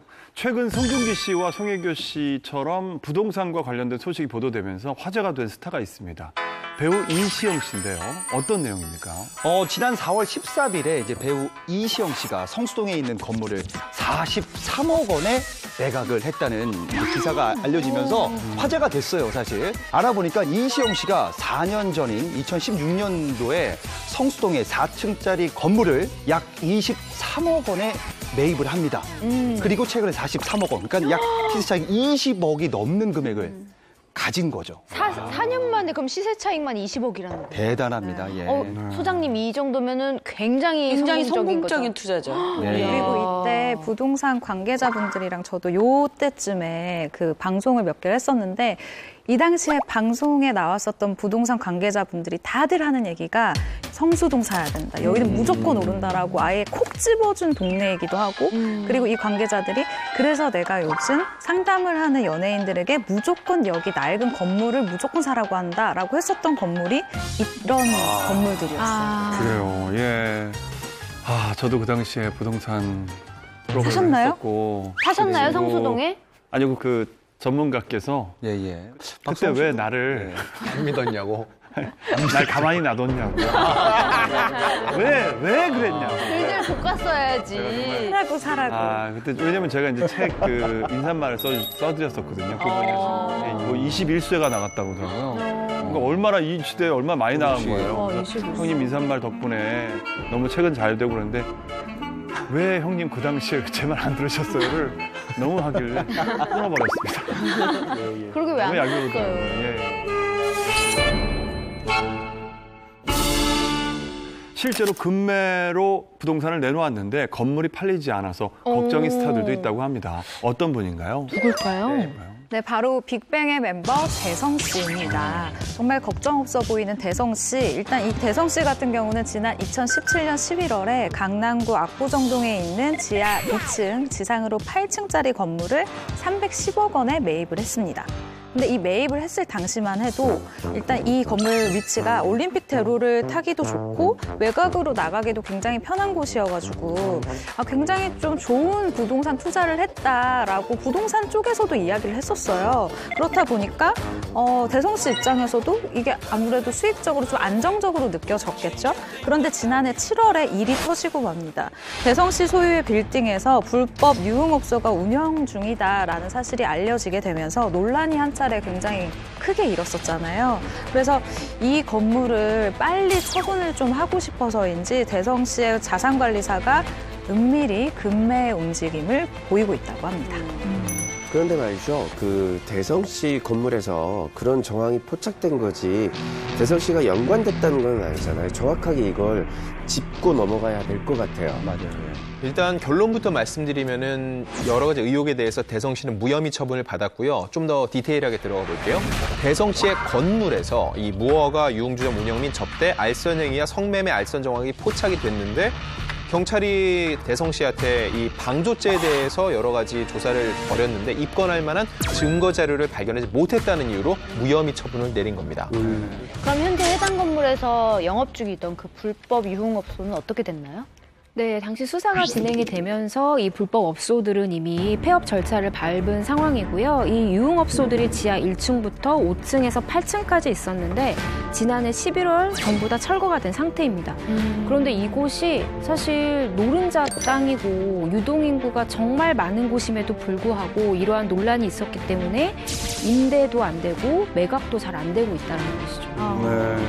금매로 내놓았다고 하는데 그 대성 씨가 이 건물을 얼마에 내놓은 건가요?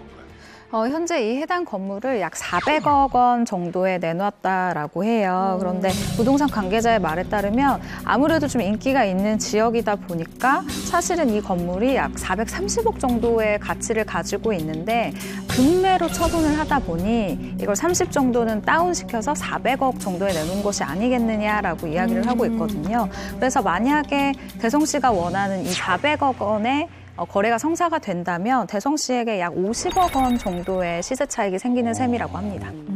오늘 우리가 다룬 스타의 부동산 중에서 전 금매라는 단어에 어울리는 유일한 물건인 것 같아요. 네, 대성 씨 네, 건물이. 네. 왜냐면은 일단 산지 2년여밖에 안 돼서 시세 차익을 크게 보기도 힘든 상황이고 근데 본인의 이미지 실추 플러스 불법 주점이 들어와 있던 곳은 이제 영업을 못하게 되면은 그만큼의 공실이 생기는데 이자 비용을 감당하기 어려웠을 거거든요. 여러 가지를 고려해 봤을 때 지금 빨리 처분하는 것이 맞겠다라고 해서 금매 형태로 지금 새로 이 건물에 들어올 사람을 구하는 것으로 보입니다. 네. 자, 이렇게 부동산을 처분하고 싶지만 갖은 이유로 안 팔리고 있는 스타들이 있는 반면에 빠르게 부동산 매각에 성공한 스타들도 있다면서요. 네. 박송우 씨와 절친한 네. 이효리 씨가 대표적인 절친. 최근 한 2, 3년 사이에 가지고 있던 부동산 중 상당 부분을 처분을 했는데요. 네.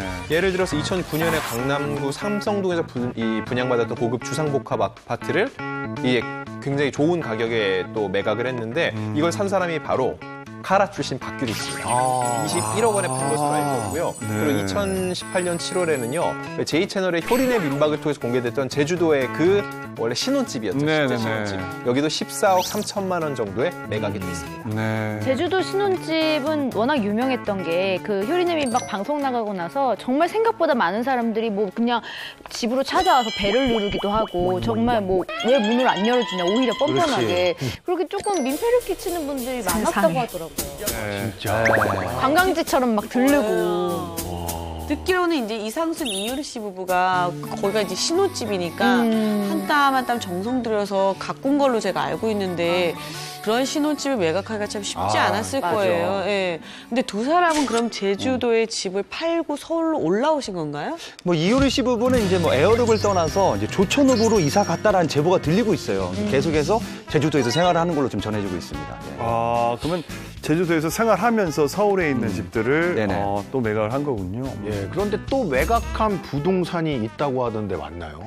네, 2019년 3월이었는데 10년 가까이 보유하고 있던 논현동에 있는 주택도 매각을 했다라고 합니다.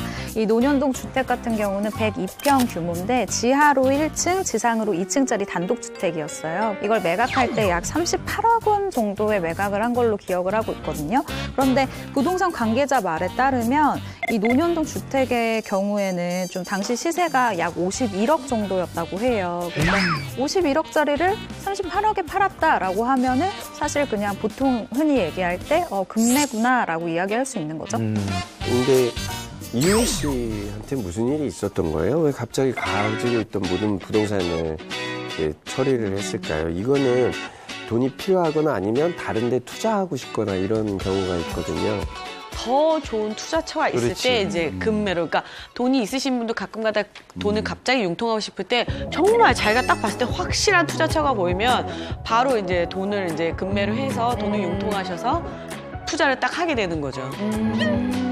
그 얘기가 어느 정도 맞는 것 같은 게 지난해 10월에 이효리 씨가 남편 이상순 씨랑 공동 명의로 한남동에 58억 정도 되는 건물을 매입을 했습니다. 지하 1층, 지상 4층 규모인데 2016년에 이미 리모델링까지 마친 아주 깔끔한 건물이고 여기에 유명 음식점이나 사무실들이 들어와 있다고 해요.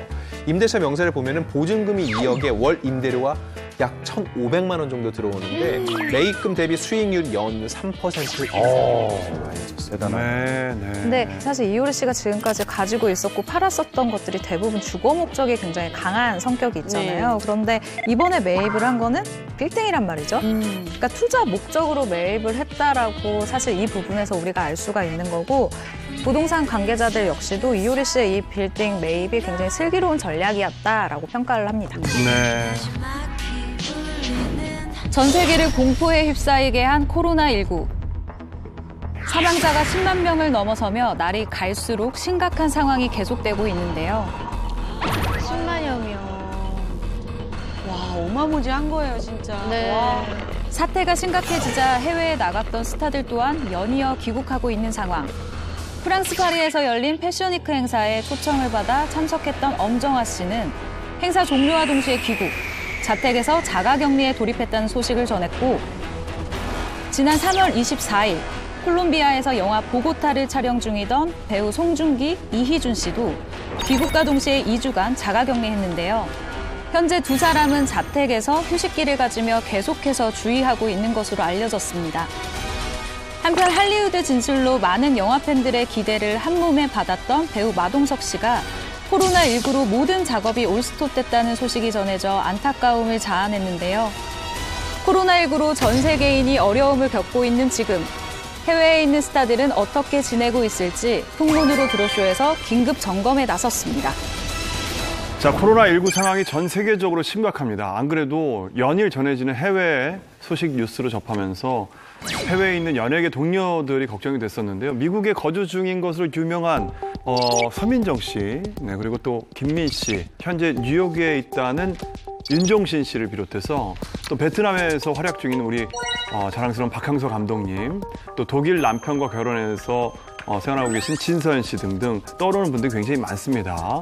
풍문 엑스파일에서 한 분씩 이분들을 만나보기 전에 혹시 개인적으로 해외 소식이나 뭐 이분들의 안부 전해드린 분이 계신가요? 예. 그 이제 뭐 개그계 쪽으로는 이제 그 예전에 우차사 코봉이에서 나왔던 손명은 씨라고 있어요. 네. 손명은 씨가 아시죠? 예. 알죠. 저희 우차사 신인 시절에 선배님이었죠. 잘 나가던 선배님이었죠. 요즘아 이렇게 부르고. 예, 지금 좀 뭐 저 홍윤아 씨 뭐 그런 느낌이에요. 굉장히 뭐 뚱 개그의 어떤 시작. 네.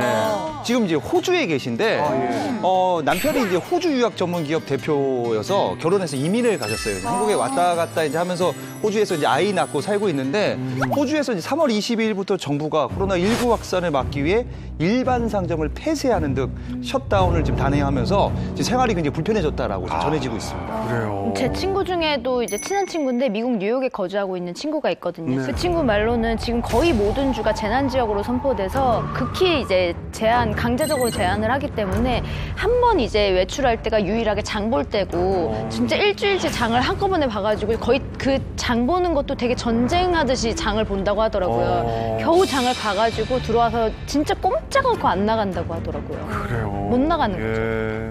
뭐 저희 뭐 코로나19 대한민국도 초창기에는 마스크 대란 때문에 좀 힘들었지만 지금은 잘 극복해냈잖아요. 근데 해외에서는 지금 굉장히 마스크 때문에 힘들어하고 있습니다. 사진 보시면 알 거예요. 어머, 비닐 뒤집어 쓴 거예요? 지금 이게 이제 머리부터 발끝까지? 온라인 와. 커뮤니티에 올라온 이제 뭐 캐나다 마트 상황인데 마스크가 없다 보니까 뭐 그냥 스카프 들고 어머, 비닐봉지 뒤집어 쓰고 저건 무슨 할로윈 그 뭐 가면 같은 거 방독면. 방독면까지 쓰고 있어요 지금. 어머, 인형 탈. 인형을 쓰고. 비닐로 된 뭐 저렇게. 쓸 수 있는 건 그냥 쓰는 그러네, 거군요. 가릴 수 있는 거. 걸로. 이 영상 화제죠. 예, 저 이 보시면은 영상을 보시면은 마스크가 없어서 냄비 집에 뚜껑. 있는 냄비 뚜껑으로 저 후드 안에다 저렇게 썼어요. 우주인처럼. 예.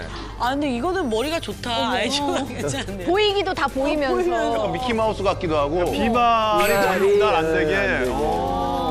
근데 저기 또 구멍이 뚫려 있잖아요. 유리 저 그렇죠. 냄비 뚜껑에. 지금 미국 같은 경우는 마스크를 착용하지 않으면 마트에 입장이 불가능하고 맞아요. 대중교통을 이용할 수가 없거든요. 그래서 이제 저런 방법을 쓰는 거죠. 그래요. 아니 제가 듣기로는 중국에서도 이런 경우가 꽤 있다고 하더라고요. 마스크를 구하지 못해가지고 배춧잎으로 이렇게 배춧잎? 네, 그리고 과일 껍질. 하다못해 저는 손장갑 있잖아요. 우리 가끔 가다 손장갑을 이렇게 해서 테이프를 이렇게 붙이는 분도 봤어요. 맞기만 하면 되니까. 네, 맞기만 하면 되는 거죠. 사진이 근데 저거 약간 잘 만들었는데요? 저게 이제 오렌지하고 저기 유자거든요. 유자 껍질하고 이렇게 한 거예요. 예. 저건 입을 뚫려 있는데 입을 좀 가려야 가면인데, 되는데 입을 저거는. 뚫어져. 입을 막아야 되는데. 어떻게 보면 되게 슬픈 현실입니다. 마스크 없어갖고 저렇게 하는 구도 다니는 게 씁쓸합니다, 진짜. 제가 본 사진은 마스크가 없어서 안대를 입 쪽으로 이렇게 대고 있는 사진을 봤어요. 안 이게 돼도. 이게 거지가 붙어 있으니까는 입에다 이렇게 대고 있더라고요. 일단은 호흡기에서 이제 침이 비말이 나가는 거나 이런 거 들어오는 걸 막아주니까. 저도 저 사진에서 좀 약간 마음이 아팠던 게 그 엄마 같은 분이 물통 같은 거 쓰고 자기 아이한테도 지금 약간 쓰는 거잖아요. 예. 그래도 엄마가 저렇게 씁쓸합니다. 보호하려고 해.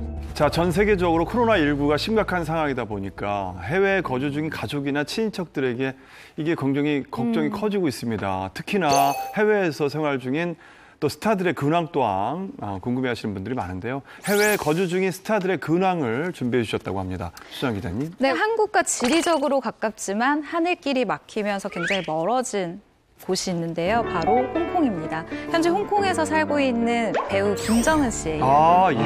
어쩐지 요즘 좀 안 보이신다 맞아요. 했더니 맞아요. 홍콩에 계시구나. 배우 김정은 씨는 지난 2016년도에 결혼을 해서 남편을 따라 홍콩으로 건너가서 이곳에서 생활 중인 그런 케이스인데 SNS를 통해서 사실 종종 홍콩댁, 그러니까 홍콩에서의 생활을 보여주기도 했었어요. 그러면서 저도 참 이분 SNS 팔로우를 하고 있는데 굉장히 개인적으로 부럽기도 했었습니다. 굉장히 좀 뭐랄까 한국에서 있을 때보다 더 여유로워 보이는 그런 모습이 되게 좋아 보이더라고요. 네. 김정은 씨 홍콩에 계속 계시는 것 같은데 어떻게 지내고 있는지 진짜 궁금하거든요. 네, 김정은 씨 소속사 쪽에 전화를 해봤는데요. 일단 차기작을 고민하고 있다고 해요. 지금 2017년이 마지막 작품이거든요. 그러니까 국내 컴백을 지금 염두에 두고 있었는데 이 코로나19 여파 때문에 특히 또 홍콩과 한국 간 이동이 막혔기 때문에 지금 고민이 굉장히 클 것으로 보입니다. 네. 근데 오랜만에 활동하려고 준비를 막 하셨는데 상황이 이렇게 돼서 굉장히 좀 힘이 빠졌을 것 같아요.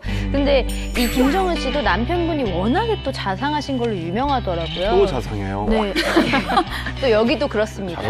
근데 아니 그렇지 않으면 이 언어도 잘 통하지 않는 홍콩에 정착하기가 쉬운 일이 아니잖아요. 맞아요. 뭔가 분명히 남편의 어떤 역할이 네. 크지 않았을까 싶어요. 말이 안 통하는 게 더 도움이 될 수도 있는데. 왜 이렇게 또 싸늘하게 식었어요? 아니요, 저는 괜찮습니다. 웃으세요. 다 행복하게 산다니까. 김정은 씨가 결혼을 선택한 거는 정말 자신의 많은 커리어를 내려놓는 거예요, 사실. 왜냐하면 배우자 따라서 타국 간다는 거 쉽지 않은 결정이란 말이에요. 근데 김정은 씨가 남편을 따라 홍콩을 갈 수 있었던 가장 큰 거는 바로 남편이 로맨틱 가이라는 그런 느낌입니다. 인터뷰에서 이런 얘기를 해요. 연애 시절 김정은 씨가 감기에 걸려 콜록거리자 남편 되는 분이 상자에 각종 약, 초콜릿, 장미꽃 한 송이를 담아서 집 앞에 두고 갈 정도로 세심하고 자상한 분이다라고 이야기를 이렇게 합니다. 안 하는 남자도 있습니까? 다 하죠, 이 정도. 다 하는 거예요. 사실은 좀 위험한 짓이죠. 왜요? 여러 가지 각종 약을 갖다 주는 거는 시작한다. 또 이상한 사진처럼 잡지 마. 의사에게. 그리고 여러분 잘 보세요. 문맥을 잘 보세요. 네. 좀 잡지 마. 집 앞에 두고 갈 두고 갈 정도로 정도. 세심한 집 앞에 두고 가면 안 간 되는 거예요. 나는 옮지 않겠다는 강력한 의지를. 김정은 씨의 남편분은 그렇게 자상하기도 하고 또 훈남이기도 한데 아 실제로 보셨나요? 수원 씨 네? 보셨어요? 보셨습니까? 보셨어요? 김정은 씨의 취향을 제가 알잖아요. 네. 무슨 얘기예요? 보셨냐고. 아니냐고요.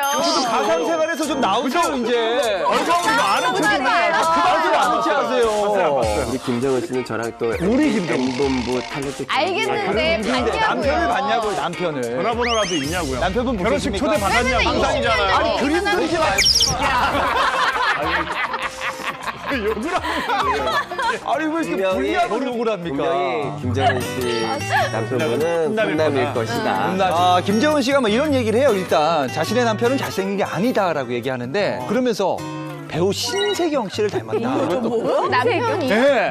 여배우 신세경 씨. 그렇죠. 그러니까 남자인데 신세경이라면 잘생긴 걸 넘어서 예쁘다는 얘기예요. 그러니까 딱 봤을 때는 내재보단 예쁜 거예요, 일단은. 꽃미남. 갑자기. 그렇지. 저 여기서 좀 궁금한 게 있는데 이 이야기를 들었을 때 함소호 씨 어떠세요? 경험담.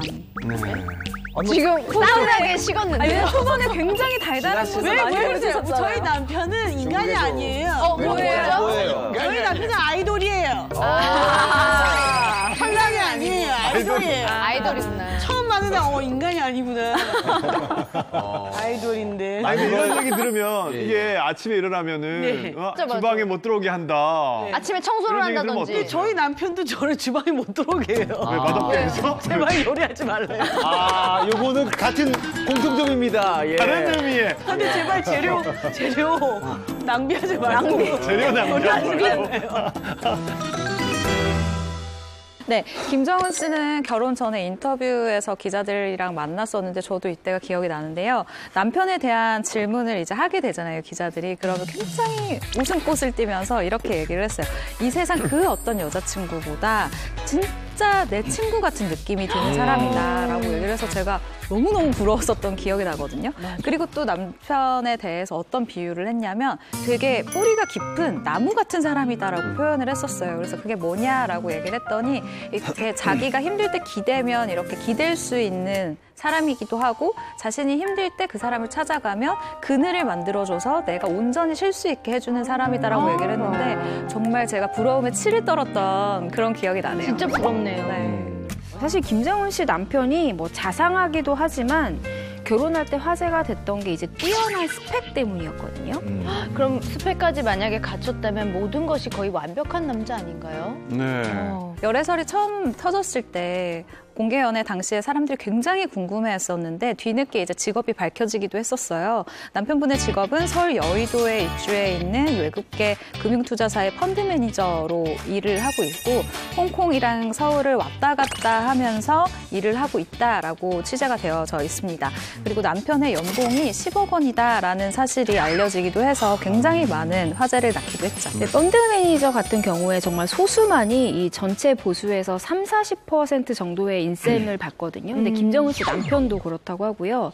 더 중요한 것, 남편이 미국 시민권자인데 부모님이 백화점을 소유하고 있다고 합니다. 말 다 했죠. 백화점 가졌으면 말 다 했죠. 잘했네요. 아유. 가죠. 이분들이 제가 알기로도 연애 기간이 꽤 됐어요. 그리고 연인으로 발전하고 얼마 되지 않아서 남편분이 김정은 씨에게 고백을 했다고 하죠. 이게 어떻게 된 이야기인가요? 예. 두 사람이 처음 만난 건 2009년 홍콩에서였는데 이때는 정말로 연인이 아니라 그야말로 남자 사람 친구, 여자 사람 친구였다는 거죠.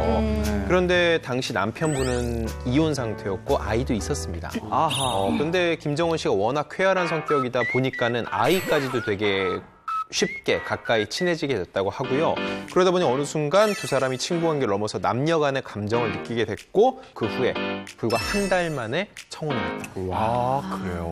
네, 그 착한 마음씨만큼 좋은 남편 만나신 것 같아서 정말 저도 기쁩니다. 진짜 기쁜 거예요. 자, 너무 자, 축하드립니다. 해외에서 생활 중인 우리 스타들의 근황을 살펴보고 있습니다. 대부분이 배우자를 따라서 해외로 건너간 경우가 많은데요. 얘기를 나누다 보니까 또 방콕에 가신 분이 있잖아요. 또 홍석천 씨하고도 잘 알 것 같은데 신주아 씨가 떠오르네요. 네, 신주아 씨는 사실은 뭐 방콕에 시집간 건 다들 알고 계시겠죠. 네. 그 남편 되는 분이 굉장히 재력가예요. 재벌 집안이죠. 예, 그리고 이제 제가 방콕에 놀러 갈 때마다 주아 씨가 남편분이랑 같이 또 식사도 하고 그러는데 남편분이 그렇게 매너남에다가 우리나라 배우도 닮을 정도로 굉장히 훈남이고. 아, 그래요? 예. 굉장히 사진 있어요. 화목하게 잘 지내고요. 네. 또 신주아 씨가 처음에 이제 태국 언어를 못해서 시댁 식구라든가 주변에 이제 남편 되는 친구들 모임에서 말을 못하니까 굉장히 그걸 하나하나 살뜰히 다 통역해주고 이런 자상함에 신주아 씨가 굉장히 고마움을 느꼈고요. 그리고 지금은 신주아 씨가 시댁 어른들이나 친구분들하고 그냥 굉장히 편하게 태국말로 뭐 소통을 한다고 합니다. 새해 복 많이 받으세요. 저도 사실은 신주아 씨가 어떻게 지내고 있는지 너무 궁금해서 취재를 좀 해봤는데요. 신주아 씨 소속사에 연락을 한번 해봤습니다. 그런데 여러분 놀라지 마십시오. 신주아 씨가 지금 코로나19 때문에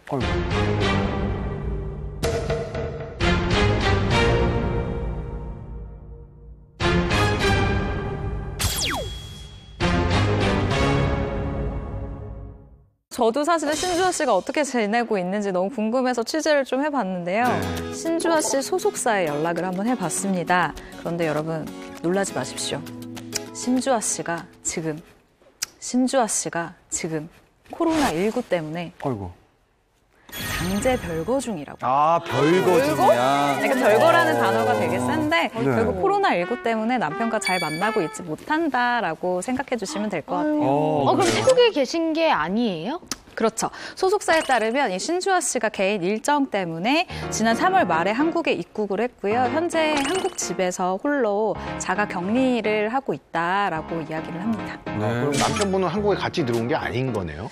일단 남편인 라차나쿤 씨 같은 경우는 사업상의 이유로 태국에서 들어오지 않은 것으로 알려져 있는데요. 일단 알려져 있다시피 신주아 씨의 남편분은 태국 중견 페인트 기업인 제이사의 경영인 2세이자 대표이사예요. 그래서 연 매출이 한번 알아봤더니 한 400억 정도 되더라고요. 그래서 사실은 그 나라에선 중견 기업이자 우리나라에서 소개될 때는 뭐 재벌 2세다 이렇게까지 소개가 되고 있는데 근데 사업을 하시는 분들이 특히나 대표이사의 자리에 있는데 그 자리를 한 달 이상 뭐 2달씩 자리를 비우는 건 사실 이 400억의 매출을 올리는 회사 입장에서 너무 리스크가 큰 거예요. 그래서 아마도 남편분이 그냥 신주아 씨만 한국에 보낸 것이 아닐까 추측이 됩니다.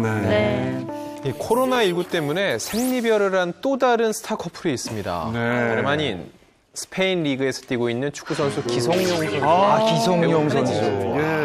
그 배우 한혜진 씨가 기성용 선수 내조를 위해서 그 제가 어머니랑 했던 프로그램 거기서도 하차를 하고 MC 하시다가 맞아요. 결혼 직후부터 유럽 전역을 함께 다니면서 내조를 했잖아요. 결혼 생활을 같이 했는데 코로나19 때문에 한국으로 그러면 들어오게 된 건가요? 네, 말씀하신 대로 일단 한혜진 씨랑 딸은 들어왔고요.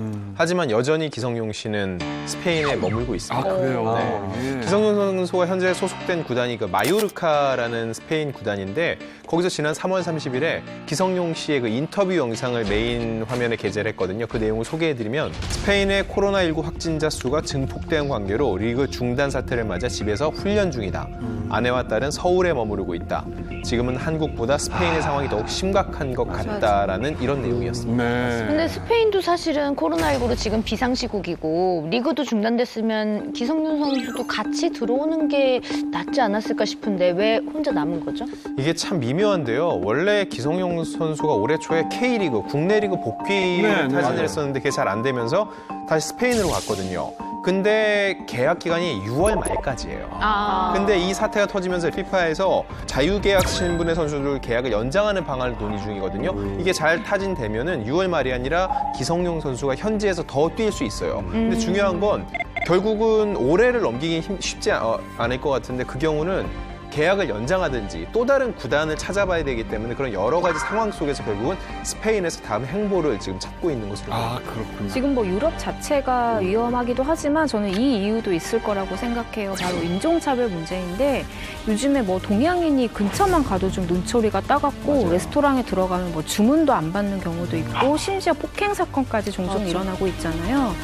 그래서 사실 기성용 선수 입장에서는 아내랑 딸이라도 먼저 좀 들여보내는 게 맞지 않을까라고 판단한 것 같아요. 자, 지금은 오히려 한혜진 씨가 스페인에 있는 남편 기성용 선수에 대해서 걱정을 많이 할 것 같은데요. 그렇죠. 귀국 후에 한혜진 씨는 어떻게 지내고 있나요? 네, 현재 한국에 들어와서 생활 중인 한혜진 씨, 일단 장기간 한국에 머물면서 차기작을 준비를 할 예정이라고 하는데 올해 안으로는 드라마로 복귀해서 여러분들에게 얼굴을 보여줄 예정이라고 합니다. 네. 솔깃한 풍문이 있으십니까? 여러분의 궁금증이 풀릴 때까지 넓고 깊고 흥미로운 풍문 오드로쇼는 계속됩니다. 여러분, 감사합니다. 수고하셨습니다. 수고했어요.